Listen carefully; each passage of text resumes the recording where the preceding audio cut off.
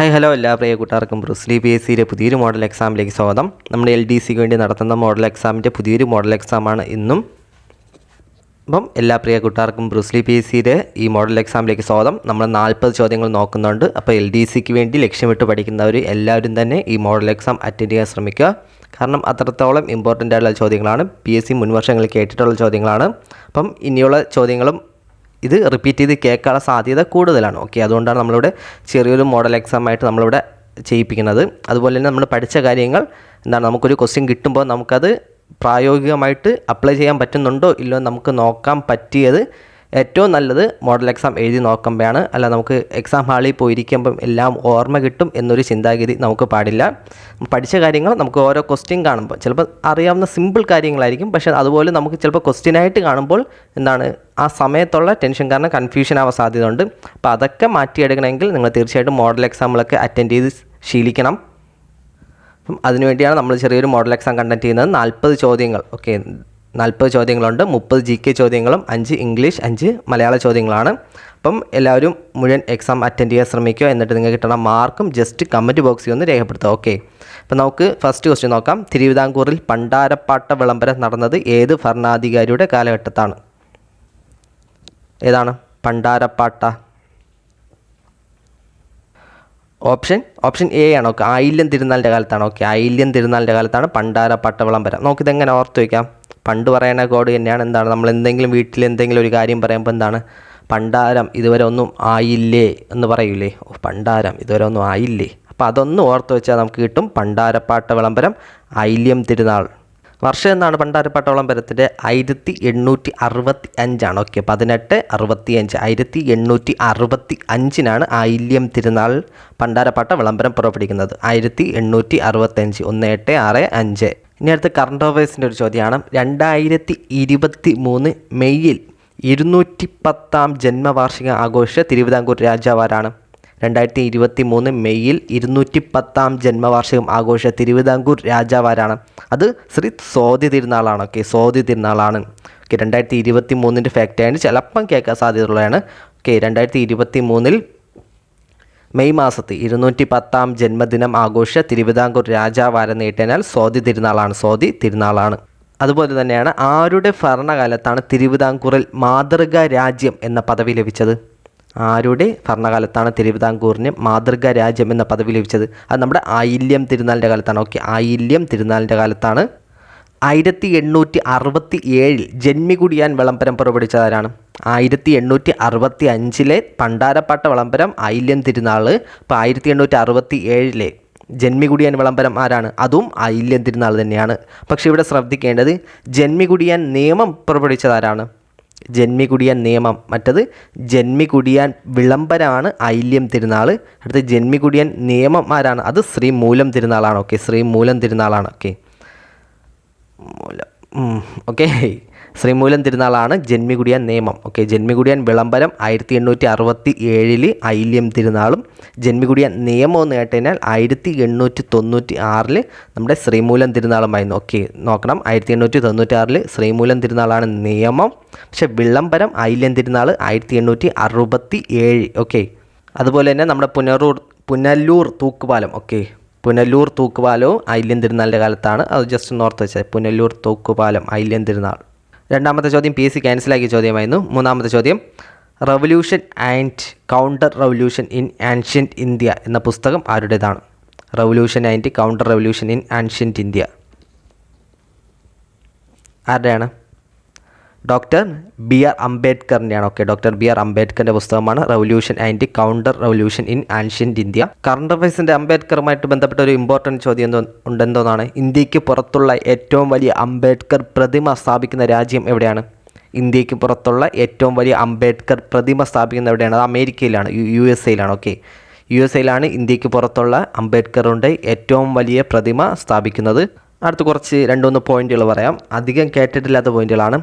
Depressed classes എന്ന പദം ആദ്യമായി ഉപയോഗിച്ചതാരാണ്? അധംകൃത വർഗ്ഗങ്ങൾ അഥവാ ഡിപ്രസ്ഡ് ക്ലാസസ് എന്ന പദം ആദ്യമായി ഉപയോഗിച്ചതാണ്. അത് അംബേദ്കറാണ്. ഓക്കെ, ഡിപ്രസ്ഡ് ക്ലാസസ് എന്ന പദം ആദ്യമായി ഉപയോഗിച്ചത് അംബേദ്കറാണ്. അതുപോലെ തന്നെ താഴ്ന്ന ജാതിക്കാരെ ഹരിജൻ എന്ന് ആദ്യം വിശേഷിപ്പിച്ചതാരാണ്? പേര് കേൾക്കുമ്പോൾ അറിയാം, ഹരിജൻ എന്ന് വിശേഷിപ്പിച്ച ആരാണ്? നമ്മുടെ ഗാന്ധിജിയാണ്. ഓക്കെ, ഹരിജൻ എന്ന് വിശേഷിപ്പിച്ചത് ഗാന്ധിജിയാണ്.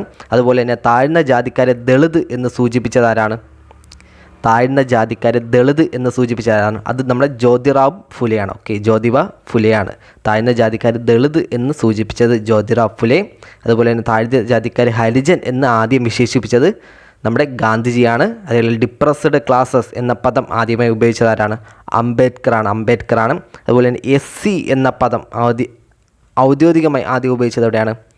ഷെഡ്യൂൾഡ് കാസ്റ്റ് അഥവാ SC എന്ന പദം ആദ്യമായി ഉപയോഗിച്ചത് എവിടെയാണ്? നമ്മുടെ 1935 ഗവൺമെൻറ് ഓഫ് ഇന്ത്യ ആക്റ്റാണ്. ഓക്കെ, GOIലാണ്. 1935 ഗവൺമെൻറ് ഓഫ് ഇന്ത്യ ആക്റ്റിലാണ് SC എന്ന പദം ഔദ്യോഗികമായി ഉപയോഗിച്ചത്. അതുപോലെ തന്നെ ഡിപ്രസ്ഡ് ക്ലാസസ് എന്ന പദം ആദ്യമായി അംബേദ്കറാണ്. താഴ്ന്ന ജാതിക്കാരെ ഹരിജൻ എന്ന പദം നമ്മുടെ ഗാന്ധിജിയാണ്. താഴ്ന്ന ജാതിക്കാരെ ദളിത് എന്ന് സൂചിപ്പിച്ചതും ജ്യോതിറാവ് ഫുലെയാണ്. ഓക്കെ, 4ാമത്തെ ചോദ്യമാണ്, താഴെ തന്നിരിക്കുന്ന പ്രസ്താവനകളിൽ പാമ്പാടി ജോൺ ജോസഫുമായി ബന്ധപ്പെട്ടവ ഏതെല്ലാം എന്നാണ്? പാമ്പാടി ജോൺ ജോസഫുമായി ബന്ധപ്പെട്ടത് ചേരമർ മഹാജനസഭ, സാധുജന ദൂതൻ എന്ന മാസിക, ഓർത്തിടുമ്പോൾ ഖേദമുള്ളിൽ എന്ന കവിത എഴുതി. നല്ല ചോദ്യമാണ്. ഏതാണ്? ഓപ്ഷൻ ബി ആണ്. ഓക്കെ, 1ഉം 2ഉമാണ്. ഓക്കെ, ചേരമൻ. ഇതോർക്ക് എന്താ? ചേരയും പാമ്പും. ഓക്കെ, ചേരയും പാമ്പും ഓർത്താൽ ചേരയും പാമ്പും. Cheramar മഹാജനസഭ, Pampady John Joseph. അതുപോലെ സാധുജന ദൂതൻ എന്ന മാസിക തുടങ്ങിയതും പാമ്പാടി ജോൺ ജോസഫാണ്. ഓർത്തിടുമ്പോൾ ഖേദമുള്ളിൽ ആരുടെ കവിതയാണ്? നമ്മുടെ പൊയ്കയിൽ യോഹന്നാൻ്റെയാണ്. ഓക്കെ, പൊയ്കയിൽ യോഹന്നാൻ്റെ കവിതയാണ്. ഓർത്തിടുമ്പോൾ ഖേദമുള്ളിൽ എന്ന കവിത എഴുതിയത് പൊയ്കയിൽ യോഹന്നാനാണ്. 5ാമത്തെ ചോദ്യമാണ്, ഇന്ത്യൻ നാഷണൽ കോൺഗ്രസിൻ്റെ പ്രഥമ സമ്മേളനത്തിൽ പങ്കെടുക്കാത്ത പ്രമുഖനായ നേതാവ് ആരായിരുന്നു? പങ്കെടുക്കാത്ത നേതാവ് ആരായിരുന്നു എന്ന്? ആരാണ്? ABCD. ആരാണ്? സുരേന്ദ്രനാഥ ബാനർജിയാണ്. ആദ്യ സമ്മേളനത്തിന് എത്ര പേരാണ് പങ്കെടുത്തത്? 72 പേരാണ് കേട്ടോ. 72 പേരാണ് ആദ്യ സമ്മേളനത്തിന് പങ്കെടുത്തത്. 6ാമത്തെ ചോദ്യമാണ്, യുനെസ്കോയുടെ ലോക പൈതൃക പട്ടികയിൽ ഇടം നേടിയ ഇന്ത്യയിലെ സ്ഥലം? യുനെസ്കോയുടെ ലോക പൈതൃക പട്ടികയിൽ ഇടം നേടിയ ഇന്ത്യയിലെ സ്ഥലം ഏതാണ്? ഓപ്ഷൻ എ ആണ്. ഓക്കെ, ധോളവീര. ഓപ്ഷൻ എ ധോളവീരയാണ്. 7ാമത്തെ ചോദ്യമാണ്, താഴെ തന്നിരിക്കുന്നവയിൽ ഏതാണ് അമ്ലമഴയ്ക്ക് കാരണമാകുന്നത്? ഏതാണ് അമ്ലമഴയ്ക്ക് കാരണമാകുന്നത്? ഏതാണ്? ഓപ്ഷൻ ഡി ആണ്. ഓക്കെ, വായു മലിനീകരണം. സിമ്പിൾ ചോദ്യമാണ്. ആസിഡ് റെയിനിൻ്റെ pH എത്രയാണ്? ആസിഡ് റെയിനിൻ്റെ pH 5.5. ഓക്കെ, 5.5 താഴെയാണ്. ഓക്കെ, ആസിഡ് റെയിനിൻ്റെ pH എന്ന് പറയുന്നത് 5.5 താഴെയാണ്. അതുപോലെ തന്നെ നമ്മുടെ എന്താണ് സ്റ്റൊമക്കിലുള്ള pH എത്രയാണ്? 1.5 to 3.5 ആണ്. ഓക്കെ, സ്റ്റൊമക്കിലുള്ളത്. വയറിലുള്ള pH 1.5 to 3.5 ആണ്. ബ്ലഡിലെ pH അറിയായിരിക്കും, 7.4 ആണ്. ഓക്കെ, ബ്ലഡിൻ്റെ pH 7.4 ആണ്. അതുപോലെ തന്നെ യൂറിനുള്ള pH എന്താണ്? യൂറിനുള്ള pH 6 ആണ്. ഓക്കെ, 6 ആണ്. അതുപോലെ യൂറിനുള്ള pH 6 ആണ്. ബ്ലഡിലുള്ളത് 7.4 ആണ്. വയറിലുള്ള സ്റ്റൊമക്കിലുള്ളത് 1.5 to 3.5 ആണ്. ആസിഡ് റെയിൻ എന്താണ്? 5.5നേക്കാളും കുറവാണ്. 8ാമത്തെ ചോദ്യമാണ്, അന്തരീക്ഷത്തിൽ ഏറ്റവും കൂടുതൽ കാണപ്പെടുന്ന വാതകം ഏതാണ്? അന്തരീക്ഷത്തിൽ ഏറ്റവും കൂടുതൽ കാണപ്പെടുന്ന വാതകം ഓപ്ഷൻ സി ആണ്. ഓക്കെ, നൈട്രജൻ ആണ്. 2ാമത് ആരാണ്? 2ാമത് ഓക്സിജൻ ആണ്. ഓക്കെ, 2ാമത് ഓക്സിജൻ ആണ്. 3ാമത് എന്താണെന്നാണ്? ആർഗൻ ആണ്. ഓക്കെ, 3ാമത് ആർഗൻ ആണ്. 4ാമത് കാർബൺ ആണ്. ഓക്കെ, ഇത് കോഡുണ്ടല്ലോ, no AC. Okay, no AC എന്ന് പറഞ്ഞാൽ nitrogen, oxygen, argon. Okay, no AC. അതുപോലെ തന്നെ നമ്മുടെ ഭൂവൽക്കത്തിൽ ഏറ്റവും കൂടുതൽ കാണപ്പെടുന്ന മൂലകം ഏതാണ്? ഭൂവൽക്കത്തിൽ എന്ന് കേട്ട് കഴിഞ്ഞാൽ നമ്മൾ ഭൂവൽക്കത്തിലല്ലേ ജീവിക്കുന്നത്, അപ്പോൾ നമുക്ക് ഓക്സിജൻ വേണം. ഓക്സിജനാണ് ഏറ്റവും കൂടുതൽ. ഓക്കെ, അന്തരീക്ഷത്തിൽ ഏറ്റവും കൂടുതൽ നൈട്രജനും ഭൂവൽക്കത്തിൽ ഏറ്റവും കൂടുതൽ ഓക്സിജനുമാണ്. അതുപോലെ പ്രപഞ്ചത്തിൽ ഏറ്റവും കൂടുതൽ കാണപ്പെടുന്ന ഏതാണ്? അത് നമ്മുടെ ഹൈഡ്രജനാണ്. ഓക്കെ, പ്രപഞ്ചത്തിൽ ഏറ്റവും കൂടുതൽ കാണപ്പെടുന്ന മൂലകം ഏതെന്ന് കേട്ട് കഴിഞ്ഞാൽ ഹൈഡ്രജനാണ്. നമ്മുടെ മനുഷ്യ ശരീരത്തിൽ ഏറ്റവും കൂടുതൽ കാണപ്പെടുന്ന ലോഹം ഏതാണ്? മനുഷ്യ ശരീരത്തിൽ ഏറ്റവും കൂടുതൽ കാണപ്പെടുന്ന ലോഹം നമ്മുടെ കാൽസ്യമാണ്. ഓക്കെ, കാൽസ്യമാണ്. മനുഷ്യ ശരീരത്തിൽ ഏറ്റവും കൂടുതൽ കാണപ്പെടുന്ന ലോഹം കാൽസ്യമാണ്. പക്ഷേ മനുഷ്യ ശരീരത്തിൽ ഏറ്റവും കൂടുതൽ കാണപ്പെടുന്ന മൂലകം എന്ന് കേട്ടുകഴിഞ്ഞാൽ ഏതാണ്? അത് ഓക്സിജനാണ്. ഓക്കെ, മനുഷ്യ ശരീരത്തിൽ ഏറ്റവും കൂടുതൽ കാണപ്പെടുന്ന ലോഹം കാൽസ്യവും മനുഷ്യ ശരീരത്തിൽ ഏറ്റവും കൂടുതൽ കാണപ്പെടുന്ന മൂലകം ഓക്സിജനും ആണ്. 9ാമത്തെ ചോദ്യമാണ്, ഓസോൺ പാളി സ്ഥിതി ചെയ്യുന്ന അന്തരീക്ഷ പാളി. ഓസോൺ പാളി ഏതാണ്? ഓസോൺ പാളി 2ാമത്തെ പാളിയാണ്, സ്ട്രാറ്റോസ്ഫിയർ ആണ്. 10ാമത്തെ ചോദ്യമാണ്, താഴെ തന്നിരിക്കുന്നവയിൽ പുരാതനമായ കിഴക്കൻ തീര തുറമുഖം ഏതാണ്? കിഴക്കൻ തീര തുറമുഖം ഏതാണ്? ഏതാണ്? ചെന്നൈയാണ്. ഓക്കെ, കിഴക്കൻ തീര തുറമുഖം ചെന്നൈയാണ്. 11ാമത്തെ ചോദ്യമാണ്, ഒരേപോലെ ഊഷ്മാവ് അനുഭവപ്പെടുന്ന സ്ഥലങ്ങളെ തമ്മിൽ യോജിപ്പിച്ച് വരയ്ക്കുന്ന സാങ്കല്പിക രേഖ എന്താണ്? ഒരേപോലെ ഊഷ്മാവ്, ഓക്കെ, ഐസോതെറമാണ്. ഓക്കെ, ഓപ്ഷൻ എ ആണ്. 11 ഓപ്ഷൻ എ ആണ്, ഐസോതെറമാണ്. ഐസോ ബാറുകൾ എന്ത്? ഒരേ പ്രഷറുള്ളിടത്ത് ഒരേ പ്രഷറുള്ള സ്ഥലങ്ങളെ ബന്ധിപ്പിച്ചിരിക്കുന്ന സാങ്കല്പിക രേഖയാണ് ഐസോ ബാറ്. 12ാമത്തെ ചോദ്യമാണ്, താഴെ തന്നിരിക്കുന്നവയിൽ ഏറ്റവും കൂടുതൽ മലിനീകരിക്കപ്പെട്ട നദി ഏതെന്നാണ്? ഏതാണ് ഏറ്റവും കൂടുതൽ മലിനീകരിക്കപ്പെട്ട നദി? നമ്മുടെ യമുനയാണ്. ഓക്കെ, ഓപ്ഷൻ സി യമുനയാണ്. കേരളത്തിൽ ഏതാണ് കേരളത്തിലെ ഏറ്റവും കൂടുതൽ മലിനീകരിക്കപ്പെട്ട നദി? കേരളത്തിലെ ഏറ്റവും കൂടുതൽ മലിനീകരിക്കപ്പെട്ട നദി നമ്മുടെ പെരിയാറാണ്. 2ാം സ്ഥാനം പമ്പയ്ക്കാണ് കേട്ടോ. ഓക്കെ, ഏറ്റവും കൂടുതൽ മലിനീകരിക്കപ്പെട്ട നദി പെരിയാർ, 2ാം സ്ഥാനം പമ്പയാണ്. പുതിയ കണക്ക് പ്രകാരമാണ്. അതുപോലെ തന്നെ കേരളത്തിലെ ഏറ്റവും കൂടുതൽ ജൈവ വൈവിധ്യമുള്ള നദി ഏതാണ്? ജൈവ വൈവിധ്യമുള്ള നദി കേരളത്തിലെ ഏറ്റവും കൂടുതൽ ചാലക്കുടി പുഴയാണ്. ഓക്കെ, ജൈവ വൈവിധ്യം ചാലക്കുടി പുഴയാണ്. നമ്മൾ ഏറ്റവും മലിനീകരിക്കപ്പെട്ട നദി പെരിയാർ എന്ന് പറഞ്ഞ്, അതുപോലെ ഏറ്റവും മലിനീകരണം കുറഞ്ഞ നദി ഏതാണത്? അത് കുന്തിപ്പുഴയാണ്. ഓക്കെ, ഏറ്റവും മലിനീകരണം കുറഞ്ഞ നദി കുന്തിപ്പുഴ. ഓക്കെ, നമ്മുടെ സൈലൻറ്റ് വാലി കൂടി ഒഴുകുന്ന നദിയാണ് കുന്തിപ്പുഴ. പക്ഷേ സൈലൻറ്റ് വാലിയിൽ നിന്നും ഉത്ഭവിക്കുന്ന നദി ഏതാണ്? അത് തൂതപ്പുഴയാണ്. ഓക്കെ, സൈലൻറ്റ് വാലി കൂടി ഒഴുകുന്ന നദിയാണ് കുന്തിപ്പുഴയും സൈലൻറ്റ് വാലിയിൽ നിന്നും ഉത്ഭവിക്കുന്ന നദിയാണ് തൂതപ്പുഴയും. 13ാമത്തെ ചോദ്യമാണ്, ഇന്ത്യൻ സ്റ്റാറ്റിക്കൽ ഇൻസ്റ്റിറ്റ്യൂട്ടിൻ്റെ സ്ഥാപകൻ ആരാണ്? പി സി മഹലനോബിസാണ്. ഓക്കെ, ഇന്ത്യൻ സ്റ്റാറ്റിക്കൽ ഇൻസ്റ്റിറ്റ്യൂട്ടിൻ്റെ സ്ഥാപകൻ പി സി മഹലനോബിസാണ്. ഇന്ത്യൻ സ്റ്റാറ്റിക്കൽ ഇൻസ്റ്റിറ്റ്യൂട്ടിൻ്റെ ആസ്ഥാനം എവിടെയാണ്? കൊൽക്കത്തയാണ് കേട്ടോ, കൊൽക്കത്തയാണ്. ഇന്ത്യൻ സ്റ്റാറ്റിക്സ് ഡേ എന്നാണ്? June 29. Okay, Indian statistics day June 29 okay. അടുത്ത ചോദ്യമാണ് 14ാമത്തെ ചോദ്യമാണ്, international bank for the reconstruction and development പൊതുവെ അറിയപ്പെടുന്നതാണ് ഏതാണ്? World bank. ഓക്കെ, വേൾഡ് ബാങ്കിൻ്റെ ആസ്ഥാനം എവിടെയാണ്? വാഷിങ്ടൺ ആണ്. ഓക്കെ, വാഷിങ്ടൺ ആണ് വേൾഡ് ബാങ്കിൻ്റെ ആസ്ഥാനം. അതുപോലെ IMFൻ്റെ ആസ്ഥാനം വാഷിങ്ടൺ ആണ്.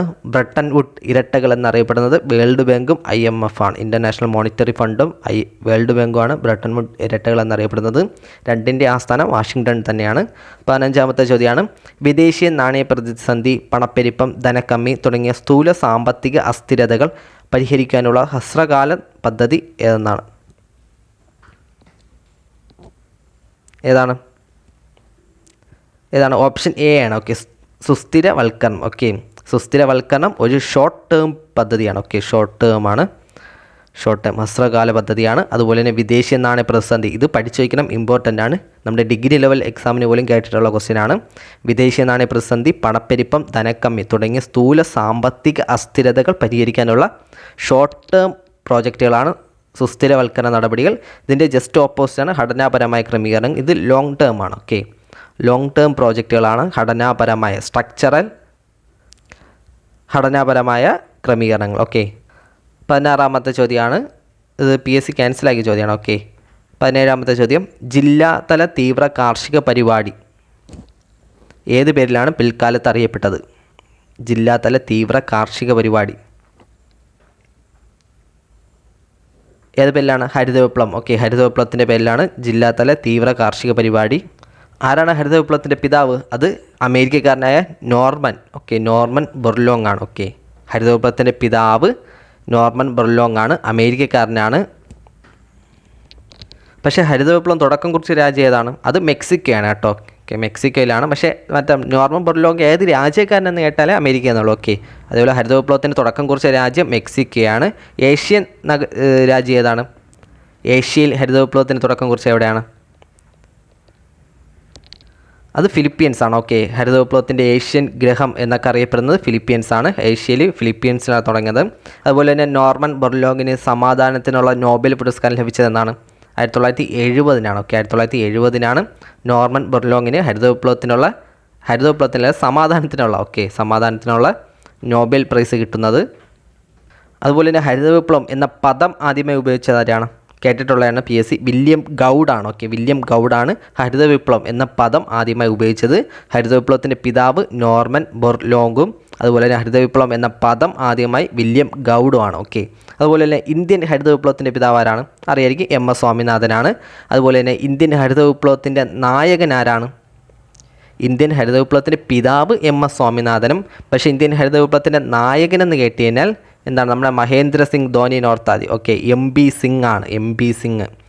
മഹേന്ദ്ര സിംഗ് ക്യാപ്റ്റനായിരുന്നല്ലോ, നായകനായിരുന്നല്ലോ ക്രിക്കറ്റ് ടീമിൻ്റെ. അങ്ങനെ ഓർത്താൽ മാറിപ്പോവില്ല.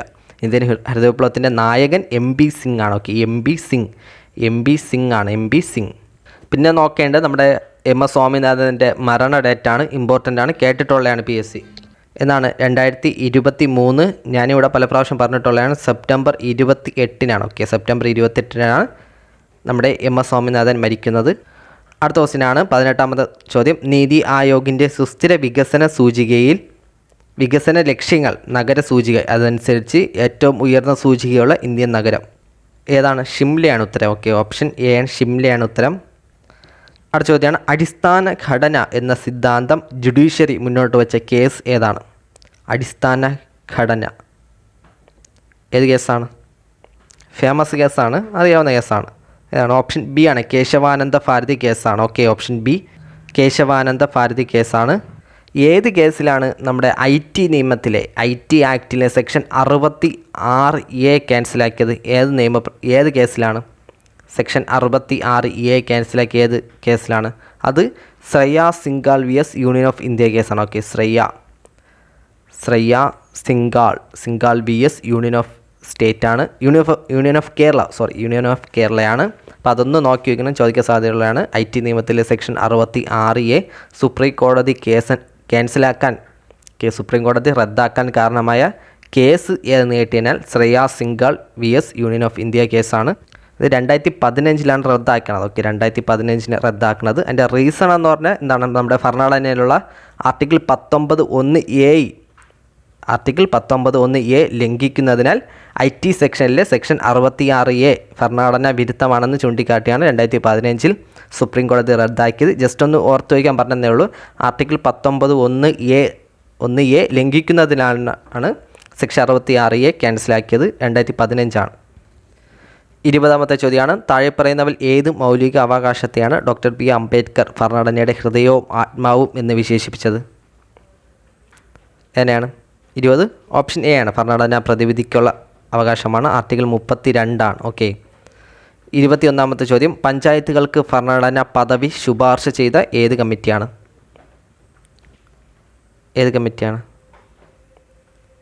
ഓപ്ഷൻ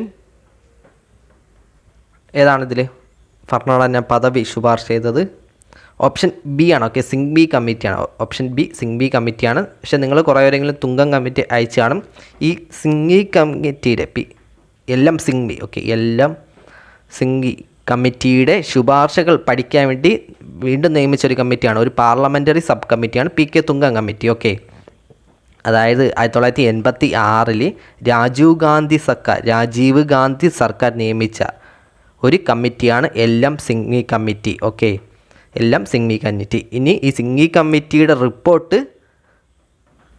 റിപ്പോർട്ടിനെ അടിസ്ഥാനമാക്കി ഭരണഘടനാ ഭേദഗതി വേണോ വേണ്ടയോ എന്നതിനെക്കുറിച്ച് പഠിക്കാൻ വേണ്ടി 88 നിയമിച്ച ഒരു കമ്മിറ്റി, ഒരു പാർലമെൻ്ററി സബ് കമ്മിറ്റിയാണ് PK Thungon committee. Okay, Thungon committee 89 report സമർപ്പിക്കുന്നു. സിംഗ്ബി കമ്മിറ്റി എന്നാണ് 1986 നിയമിക്കുന്നത്. ഓക്കെ, 86 നിയമിക്കുന്നുണ്ട്. 22ാമത്തെ ചോദ്യം, ഇന്ത്യൻ ഭരണഘടനയുടെ പല വ്യവസ്ഥകളും കടമെടുത്തത് വിദേശ രാജ്യങ്ങളുടെ ഭരണഘടനയിൽ നിന്നാണ്. നിർദ്ദേശ തത്വങ്ങൾ കടമെടുത്തത് ഏത് രാജ്യത്തിൻ്റെ ഭരണഘടനയിൽ നിന്നാണ്? നമ്മൾ നേരത്തെ പറഞ്ഞിട്ടുള്ളതാണ്. നമ്മൾ ആരുടെങ്കിലും എന്താണ് നിർദ്ദേശം കേൾക്കുന്നത്, എവിടെ ആയിരിക്കും കേൾക്കുന്നത്? ആദ്യം നമ്മുടെ അയൽക്കാരോടല്ലേ? അയർലാൻഡ്. ഓപ്ഷൻ C ആണ്. 23 ഭരണഘടനയുടെ ഏത് ഭേദഗതി പ്രകാരമാണ് കൂറുമാറ്റ നിരോധന നിയമം പാസ്സായത്? ഏതാണ്? 91 ഭേദഗതി അടിസ്ഥാനമാക്കിയാണ് കൂറുമാറ്റ നിരോധന നിയമം. 24 ഇപ്പോഴത്തെ ദേശീയ മനുഷ്യാവകാശ കമ്മീഷണർ ആരാണ്? ഓപ്ഷൻ D ആണ്, അരുൺകുമാർ മിശ്രയാണ്. 25 ഓൺലൈൻ മേഖലയിലെ സത്യവും അസത്യവും തിരിച്ചറിയാൻ കേരള സർക്കാർ ആവിഷ്കരിച്ച ഡിജിറ്റൽ മീഡിയ സാക്ഷരതാ പരിപാടി ഏത് പേരിൽ അറിയപ്പെടുന്നു? ഡിജിറ്റൽ മീഡിയ സാക്ഷരതാ പരിപാടി 25 ഓപ്ഷൻ C ആണ്. ഓക്കെ, സത്യമേവ ജയതയാണ്. 26 ഗ്രാമീണ ജനങ്ങളുടെ വിദ്യാഭ്യാസം നിലവാരം ഉയർത്തുന്നതിനും ദാരിദ്ര്യം തൊഴിലില്ലായ്മ പരിഹരിക്കുന്നതിനും ഗാന്ധിയൻ ആദർശങ്ങൾ പ്രചരിപ്പിക്കുന്നതിനും പ്രാധാന്യം നൽകി ശ്രീ കെ വിശ്വനാഥ് സ്ഥാപിച്ച പ്രസ്ഥാനത്തിൻ്റെ പേര് ഏതാണ്? ഓപ്ഷൻ ബി ആണ്. ഓക്കെ, മിത്ര നികേതൻ സ്ഥാപിച്ച ശ്രീ കെ വിശ്വനാഥനാണ്. 27ാമത്തെ ചോദ്യം, താഴെ പറയുന്നവൽ ഏതാണ് സംസ്ഥാന തെരഞ്ഞെടുപ്പ് കമ്മീഷനെ പറ്റിയുള്ള അനുച്ഛേദം? ഞാൻ ഇന്നലെ പറഞ്ഞ ക്ലാസ്സിലുണ്ടായിരുന്നു. സംസ്ഥാന തെരഞ്ഞെടുപ്പ് കമ്മീഷനുമായി ബന്ധപ്പെട്ട ആർട്ടിക്കിൾ 243K ആണ്.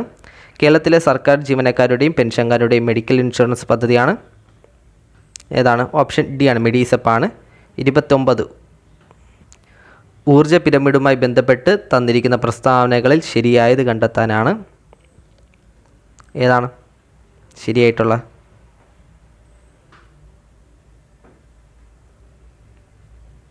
ഓപ്ഷൻ ബി ആണ്. ഓക്കെ, 2, 3 ഓക്കെ, ഊർജ്ജ പിരമിഡ് എപ്പോഴും നിവർന്ന തരത്തിലുള്ളതായിരിക്കും. അതുപോലെ തന്നെ ഒരു പോഷണ തലത്തിൽ നിന്നും അടുത്ത പോഷണ തലത്തിലേക്ക് 10% ഊർജ്ജം മാത്രമാണ് കൈമാറ്റം ചെയ്യപ്പെടുന്നത്. 30ാമത്തെ ചോദ്യമാണ്, താഴെ തന്നിരിക്കുന്നവരിൽ ഗർഭനിരോധന ഉപാധികളിൽ ഹോർമോൺ സ്രവിക്കുന്നവയെ തിരഞ്ഞെടുക്കുക എന്നാണ്. ഞാൻ ഇതൊക്കെ അറിഞ്ഞുണ്ടെങ്കിൽ ഒന്ന് സ്കിപ്പ് അടിച്ചിട്ട് പറഞ്ഞാൽ കേട്ടോ. ഓപ്ഷൻ സി ആണ്. ഓക്കെ, 3ഉം 4ഉമാണ്. ലിപ്പസ് ലൂപ്പും പ്രൊജസ്റ്റാസ്റ്റേറ്റും. നമ്മുടെ ഇംഗ്ലീഷിൽ ആദ്യത്തെ ചോദ്യം 31ാമത്തെ ചോദ്യം, Gandhiji led a dash life ഏതാണ്? Which is correct word? ഗാന്ധിജിയുടെ ക്വയറ്റാണ്, QUIET ആണ്. ഓപ്ഷൻ ബി ആണ്. 32ാമത്തെ ചോദ്യം, which is the correct sentence ഏതാണ്? Option ABCD, which is correct sentence ഏതാണ്? ഓപ്ഷൻ എ ആണ്, I did not want it. 33ാമത്തെ ചോദ്യം, ഹൗ ഓൾഡ് ആർ യു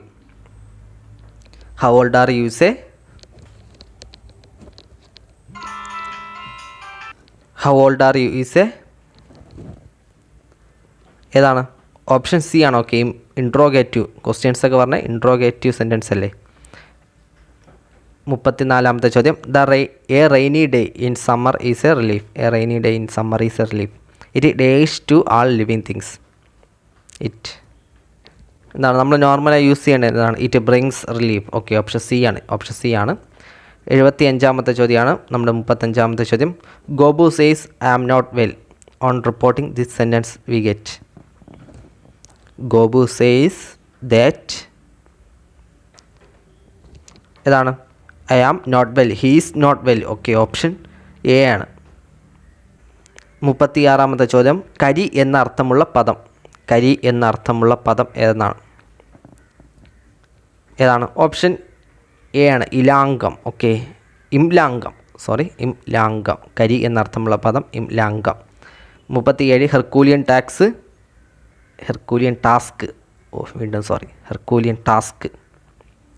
ഏതാണ്? ഓപ്ഷൻ സി ആണ്. ഓക്കെ, ഭഗീരഥ പ്രജ്ഞാണ്. 38ാമത്തെ ചോദ്യം, തദൈവ എന്ന പദം പിരിച്ചെഴുതുമ്പോൾ തഥാ പ്ലസ് ഏവയാണ്. ഓപ്ഷൻ എ ആണ്. 39ാമത്തെ ചോദ്യം, ഓക്കെ, പൂജക ബഹുവചന പദജോടി ഏതെന്നാണ്?